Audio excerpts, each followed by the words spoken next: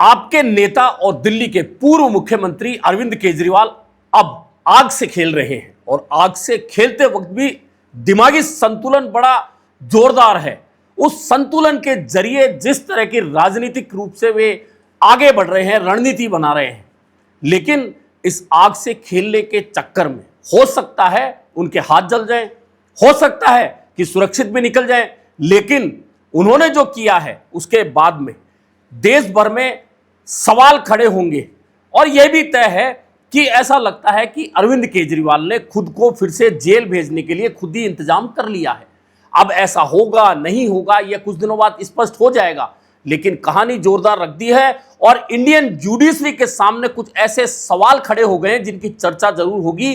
भले ही केजरीवाल के उठाए सवालों को लेकर जुडिशरी कोई फैसला करे नहीं करे, कोई टिप्पणी करे नहीं करे, लेकिन आम और खास लोगों के अलावा जुडिशरी से जुड़े लोगों के अंदर इस बात की चर्चा जरूर होगी। जी हां, ऐसा क्या कर दिया अरविंद केजरीवाल ने, इस पर करेंगे बात। मैं हूं जर्नलिस्ट योगेश के शर्मा और आपको वीडियो पसंद आए तो लाइक और सब्सक्राइब जरूर करें। जी हां, अब बात करते हैं अरविंद केजरीवाल ने ऐसा क्या कर दिया। तो जैसा आपको पता है, अरविंद केजरीवाल शराब घोटाले में बरी हुए निचली अदालत से। उसके बाद में सीबीआई ने हाई कोर्ट में चैलेंज कर दिया फैसले को। हाई कोर्ट में जस्टिस स्वर्ण कांता व्यास हाई कोर्ट की जज हैं। अरविंद केजरीवाल ने अपील की कि जस्टिस स्वर्ण कांता उस केस से हट जाए, लेकिन जस्टिस ने कहा कि मैं इस केस से नहीं हटूंगी। और हटने का कारण आपने देखा होगा कि एक वीडियो भी जो कोर्ट की कार्रवाई का था वह रिलीज हुआ था सोशल मीडिया पर। हालांकि बाद में हाई कोर्ट ने उस वीडियो को हटवा दिया, लेकिन उस वीडियो के अंदर जो पूरे देश ने देख लिया था, उसमें जो चर्चा होती है उसमें केजरीवाल सीधे सीधे आरोप लगाते हैं कि जस्टिस स्वर्ण कांता अखिल भारतीय अधिवक्ता परिषद के कार्यक्रम में कई बार गई है, वे उन्होंने खुद ने स्वीकारा। और अधिवक्ता परिषद आरएसएस का एक संगठन है और हम चूंकि आप पार्टी आरएसएस के घोर विरोधी हैं, ऐसे में वे इस केस से हट जाए, लेकिन जस्टिस स्वर्ण कांता ने केस से हटने से मना कर दिया। मैं जस्टिस स्वर्ण कांता जी का भी बहुत सम्मान करता हूं। मुझे उनसे या उनके परिवार से किसी भी प्रकार की कोई व्यक्तिगत आपत्ति नहीं है, लेकिन न्याय का एक बहुत बड़ा सिद्धांत है, justice should not only be done but should also be seen to be done. इसलिए मैंने जस्टिस स्वर्ण कांता शर्मा जी से पूरे सम्मान के साथ अनुरोध किया कि वो इस कन्फ्लिक्ट ऑफ इंटरेस्ट जैसे कारणों की वजह से इस केस से खुद को अलग कर लें, लेकिन उन्होंने मेरी दलीलें खारिज कर दी। ठीक है, अब जब बात आई आगे, तो अब अरविंद केजरीवाल ने एक ऐसा कदम उठा दिया है, सीधे जज को चिट्ठी लिख दी और एक वीडियो बनाकर देश के सामने खड़ा कर दिया। उस सवालों में चिट्ठी उन्होंने स्वर्णकांता जस्टिस को क्या लिखी वह जाने, लेकिन उन्होंने जो वीडियो बनाया और जिसमें जो बातें कही गई है, यह बातें बहुत महत्वपूर्ण हैं और इन बातों की चर्चा निश्चित मान के चलिए लंबे समय तक जुडिशरी के कई केसों के साथ में जुड़ी होंगी। दरअसल अरविंद केजरीवाल ने फैसला कर लिया है कि जस्टिस स्वर्ण कांता की अदालत में ना तो वे खुद पेश होंगे और ना उनकी तरफ से कोई वकील पेश होगा। उन्होंने फैसला दिया कि वे अपने आप को इस मामले से अलग नहीं करेंगी और ये केस वो स्वयं ही सुनेंगी। उनके दिए गए इस फैसले से मैं पूरी विनम्रता पूर्वक असहमत हूँ। इस पूरे घटनाक्रम के बाद मेरी आशंका और गहरी हो गई है कि क्या उनके सामने मुझे न्याय मिलेगा।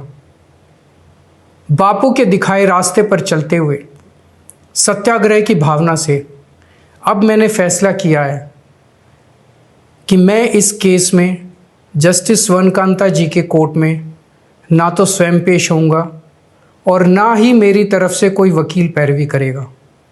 अब इसका मतलब जुडिशरी से जुड़े लोग, वकील और कानून के ज्ञाता बहुत अच्छी तरह समझते हैं कि यदि कोई मुवक्किल अपने केस में ना तो खुद पेश होता है ना उनकी तरफ से कोई वकील पेश होता है, तो फिर जज एक तरफा फैसला करने के लिए स्वतंत्र होते हैं।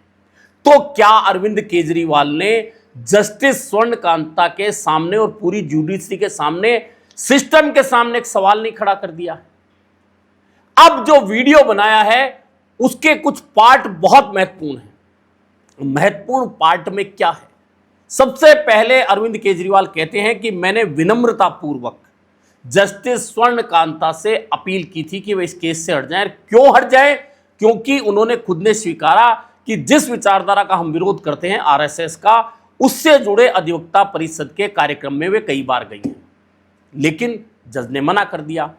अब यहां गांधी का नाम लेते हुए सत्याग्रह की बात करते हैं केजरीवाल और कहते हैं कि गांधी जी ने कहा था कि आपको कहीं से न्याय मिलने की उम्मीद नहीं हो तो विनम्रता पूर्वक अपनी बात कहिए और फिर सत्याग्रह का रास्ता अपनाइए। मैंने विनम्रता पूर्वक अपनी बात कही और अब मैं सत्याग्रह का रास्ता अपना रहा हूं और अब ना मैं केस में शामिल होऊंगा और ना मेरी तरफ से वकील शामिल होगा। यह बात तो कह दी, लेकिन इसके साथ में उन्होंने एक बहुत बड़ा सवाल उठा दिया। सवाल क्या?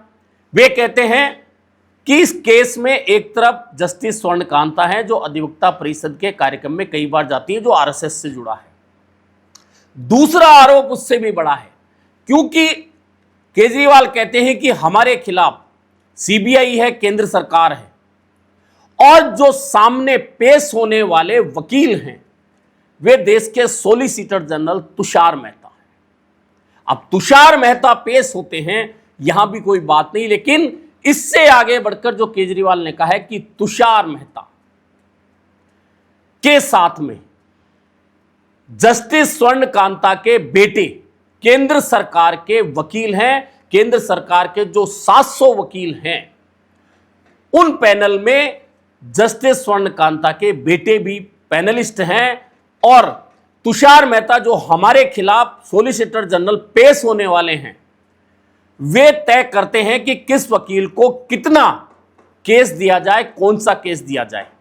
और जस्टिस स्वर्ण कांता के बेटे को सिर्फ 2 साल में, यानी कि 2023 से 2025 के बीच में लगभग 6000 के आसपास केस, यानी 5900 केस अरविंद केजरीवाल बताते हैं जो जस्टिस स्वर्ण कांता के बेटे को तुषार मेहता के जरिए, जो सॉलिसिटर जनरल के जरिए मिले हैं। और केजरीवाल का कहना है कि इनमें फीस के रूप में करोड़ों रुपए की कमाई जस्टिस स्वर्ण कांता के बेटे की हुई है। ऐसे में कन्फ्लिक्ट ऑफ इंटरेस्ट है, और तुषार मेहता चूंकि हमारे खिलाफ पेश होंगे, ऐसे में मैं कैसे उम्मीद कर सकता हूं कि जहां कन्फ्लिक्ट ऑफ इंटरेस्ट है उन तुषार मेहता के खिलाफ जस्टिस स्वर्ण कांता कोई फैसला देंगी। कोर्ट में मेरे विपक्ष में केंद्र सरकार की सीबीआई है और जस्टिस स्वर्ण कांता जी के दोनों बच्चे केंद्र सरकार में काम करते हैं। उनके दोनों बच्चे केंद्र सरकार के वकीलों के पैनल में हैं। हमारे सामने कोर्ट में दूसरी ओर से वकील हैं सॉलिसिटर जनरल श्री तुषार मेहता जी। तुषार मेहता जी दोनों बच्चों को केस देते हैं। उन्हें कितने केस मिलेंगे, कौन से केस मिलेंगे, ये तुषार मेहता जी तय करते हैं। भारत सरकार के पैनल में लगभग 700 के करीब वकील हैं, लेकिन जस्टिस स्वर्ण कांता जी के बेटे सबसे ज़्यादा केस पाने वाले वकीलों में से एक हैं। उनके बेटे को 2023 से 2025 के बीच लगभग 5904 केस डॉकेट मिले। इससे उनके बेटे को करोड़ों रुपए की फीस मिली। आज की तारीख में उन बच्चों का भविष्य और कमाई दोनों काफ़ी हद तक तुषार मेहता जी पर निर्भर है। तो किसी के भी मन में ये चिंता स्वाभाविक है कि अगर जज साहिबा के बच्चों की कमाई और उनका भविष्य सामने खड़ा वकील तय कर रहा है, तो क्या जज साहिबा उस वकील के खिलाफ फैसला कर पाएंगी? यह ऐसा सवाल अरविंद केजरीवाल ने जुडिशरी के सामने खड़ा कर दिया और पूरी अदालत के सामने खड़ा कर दिया। हालांकि यह कोई पहला ऐसा मामला नहीं है। जज बहुत सारे बहुत सारे केसों से खुद को अलग कर लेते हैं, इसलिए कर लेते हैं कि कहीं फैसला होने के बाद उन पर कोई आरोप ना लगे, जुडिशरी पर आरोप ना लगे। पिछले दिनों ही आपने देखा होगा कि राहुल गांधी के खिलाफ एक जज ने कहा कि विदेशी नागरिकता के मामले में इन पर एफआईआर दर्ज हो। उसके बाद में जज ने उस फैसले को खुद ही बदल दिया और उस केस से भी अलग हो गए। ऐसे बहुत सारे मामले होते हैं जब जज आरोप लगने की स्थिति में खुद को अलग कर लेते हैं। लेकिन यहां मामला यह है कि अरविंद केजरीवाल ने अपील की, निवेदन किया, लेकिन जस्टिस स्वर्णकांता ने केस से हटने से मना कर दिया। ऐसे में अब अरविंद केजरीवाल ने ना सिर्फ जस्टिस स्वर्णकांता को पत्र लिखकर कह दिया कि ना तो मैं पेश होऊंगा, ना मेरी तरफ से वकील होगा, लेकिन मेरे पास वे अधिकार कि मेरे खिलाफ जो भी फैसला आएगा या अदालत का जो भी फैसला होगा उसके बाद में सुप्रीम कोर्ट सहित अन्य कानूनी रास्ते अपनाने के लिए मैं स्वतंत्र हूं। यह कह दिया कि अगर अदालत में उनके खिलाफ फैसला होगा तो भी वे सुप्रीम कोर्ट जाने के लिए स्वतंत्र हैं। और यह हर कोई स्वतंत्र होता है। जब निचली अदालत कोई फैसला देती है तो हाई कोर्ट जाया जाता है, हाई कोर्ट कोई फैसला देती है तो सुप्रीम कोर्ट जाया जाता है। यह बात कहकर अरविंद केजरीवाल ने अपनी बात समाप्त कर दी। लेकिन सबसे बड़ा सवाल यह खड़ा कर दिया कि आखिरकार अरविंद केजरीवाल इस आग से खेलने की कोशिश तो कर रहे हैं, लेकिन सबसे महत्वपूर्ण बात यह है कि वे इसके जरिए अपने लिए सहानुभूति भी जुटा रहे हैं। दो तरफा सहानुभूति जुटा रहे हैं। वह कैसे जुटा रहे हैं? एक तो यह कि अगर अब जस्टिस स्वर्णकांता इस केस की सुनवाई करती हैं और अरविंद केजरीवाल के खिलाफ कोई फैसला आ जाता है तो पूरी आप पार्टी अरविंद केजरीवाल यह बात कहेंगे कि हम पहले ही इसलिए इस केस में सुनवाई में नहीं गए क्योंकि हमें पता था कि हमारे पक्ष में फैसला नहीं आएगा। एक सवाल उन्होंने यह उठा दिया कि तुषार मेहता सॉलिसिटर जनरल हमारे खिलाफ पेश होंगे और स्वर्णकांता जो जस्टिस हैं उनके बेटे तुषार मेहता के अधीन काम करते हैं। तुषार मेहता तय करते हैं किसको कितना केस दिया जाए। उन्हें हजारों केस देकर करोड़ों रुपए की फीस मिली है। ऐसे में कन्फ्लिक्ट ऑफ इंटरेस्ट हो जाता है। यह कहकर एक तरह से अरविंद केजरीवाल ने ऐसे समय में जब उनकी पार्टी के 7 सांसद टूटकर बीजेपी में चले गए हैं, उनका विलय हो गया है, पार्टी की स्थिति खराब डावाडोल चल रही है, पार्टी को पंजाब में चुनाव की तैयारियां करनी है और वहां भी विधायकों के टूटने की स्थिति हो रही है, चर्चाएं हैं। ऐसे समय में अरविंद केजरीवाल ने बहुत सावधानी के साथ में 2 चीजें कर ली कि यदि या तो स्वर्णकांता जो जस्टिस हैं वे अंतिम समय में खुद को फैसले से हटा लेंगी और अगर नहीं हटाती है उनके खिलाफ फैसला आ जाता है तो वे कहेंगे कि हम पहले से ही इस बात को जानते थे, इसलिए हमने इस केस की पैरवी में खुद को ना तो पेश किया ना वकील को भेजा।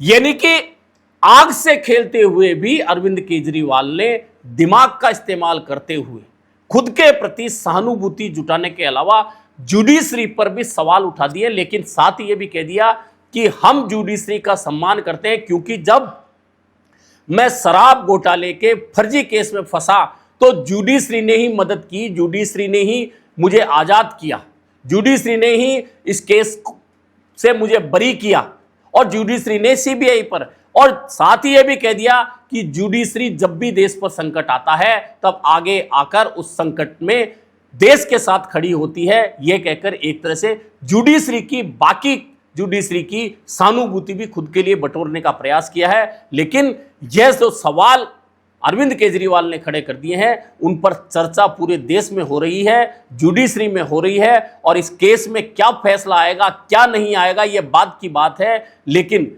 फैसले से पहले ही अरविंद केजरीवाल ने पूरी जुडिशरी में चर्चा का विषय बड़ा दे दिया है और उस चर्चा के बीच में से क्या निकल कर आएगा यह बहुत जल्दी सामने आ जाएगा।